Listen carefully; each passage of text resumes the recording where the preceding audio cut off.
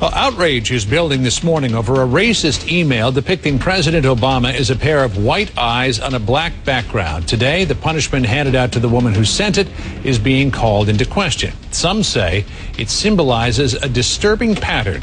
Jason Carroll's been looking into this one for us this morning, and he joins us. Good morning. Yeah, a few more developments on this one. We first showed you the email yesterday, and this morning, calls from some to fire the woman who said she mistakenly sent that email to the wrong list. This is the email that has outraged Democrats. It shows an image of each president, but down in the bottom right corner, where President Barack Obama should be, there's a pair of white eyes on a black background. It was sent by an assistant to Tennessee State Senator Diane Black. I regret that this happened in my office, and when it did, I took action, and I feel very comfortable with the action that I took. So what action was taken? Black says she placed a, quote, very strongly worded reprimand in the assistant's file. Not enough for Democrats in the state who say the assistant should be fired. Obviously, it's clear that Republicans don't take this seriously. The Republican Party in Tennessee denounced the email, saying it does not reflect the views or values of the Tennessee Republican Party. But it's not the first time the actions of the Tennessee Republican Party have come under fire. During the campaign, they put out a news release highlighting then-Senator Obama's middle name, Hussein, and included this photo of him wearing traditional African attire during a visit to Kenya. And when Michelle Obama came to town, state Republicans welcomed her with an ad that questioned her patriotism. For the first time in my adult life, I am proud of my country. And it was yet another Republican from Tennessee who sent out a holiday CD that included this song. Rock the Magic Negro. Well, the man who was communications director of the Tennessee Republican Party when that controversial CD was sent out was reassigned earlier this month. And in a separate incident, the South Carolina branch of the NAACP is demanding an apology from the former Republican Election Commission chairman. This after Rusty DePass suggested a gorilla that had escaped from the Columbia Zoo was an ancestor of First Lady Michelle Obama. DePass posted the comment on his Facebook page saying, quote, "I'm sure it's just one of Michelle's ancestors, probably harmless." He later said he was sorry if he offended anyone, saying the comment was not his but the First Lady's.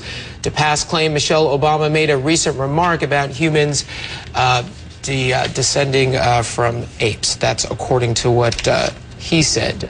We should tell you that we did reach out to DePass, actually got his wife on the phone, and she said that he's likely made all the public comments he's going to in that particular incident. Well, if you're a person who believes in the theory of evolution, then yes, we are all descended from apes, but a little sensitivity is always important. Just a little bit, yeah. Right. Thanks, Jason.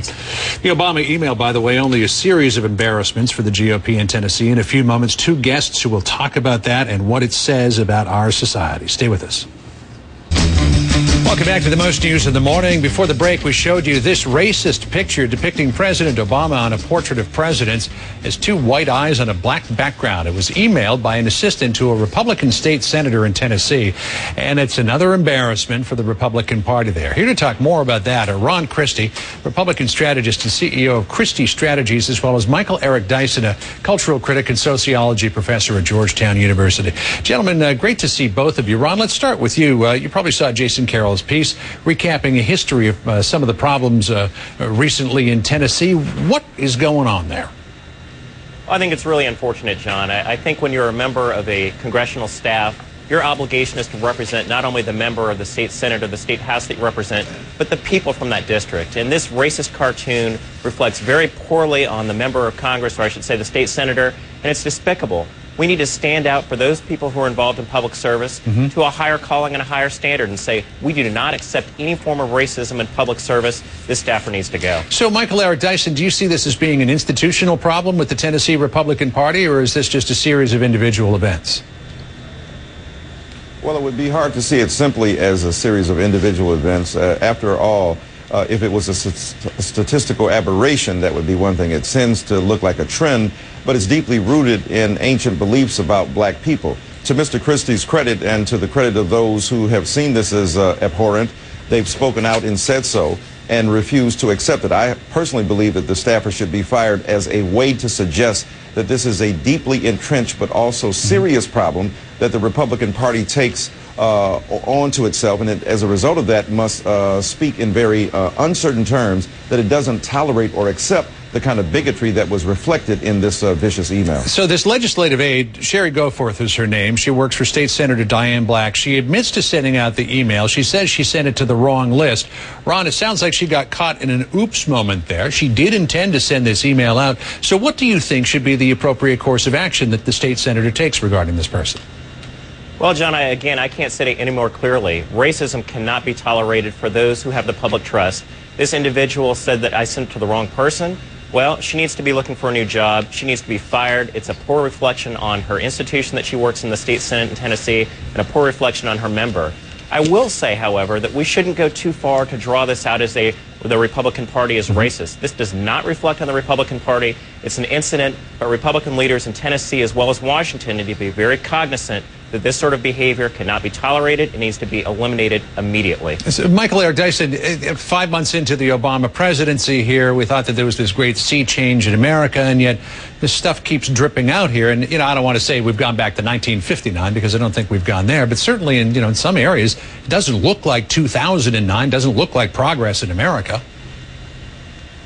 Absolutely right. And though we don't want to quarantine this problem to the Republican Party has had a disproportionate share of these kind of gaffes and goofs that reflect upon not a slip of the tongue, but a slight of the heart. So I think an institutional framework that needs to be rethought. So even as the Republican Party rightfully and courageously confronts this issue, it must also look deeper into its own, if you will, institutional networks and say that we don't tolerate this. The Rush Limbaughs of the world and the people who create this kind of vicious network of associations must at least be intelligently rebutted and suggested that, yes, in many ways, this country still is on a course of racial practices that need to be reconstituted, and as a result of that, all of us together have to work on this problem. Well, Ron Christie, other than terminating the offending employee here, which you and Michael suggest should happen, how can this be used as a teaching tool going forward? Well, I think we can use this as a teaching tool for all Americans to recognize that we need to stamp out racism where it exists, be it in our places of worship, be it in our places of work, but racism can't be tolerated. And for those who are involved in the political process, they need to recognize that, again, this is a public trust. You cannot employ people who look at other people as other than equal individuals. We're all equal under the law. We're all equal in society. Racism has to be stamped out. That's why I said the staffer needs to go. Yeah. And I think that the appropriate course of action would be for this staffer to be dismissed. This certainly is a troubling incident. No question about that. Ron Christie, Michael Eric Dyson, it's always great to see you folks. Thanks for being with us this morning. Thanks, John. Appreciate it. Thank you very much.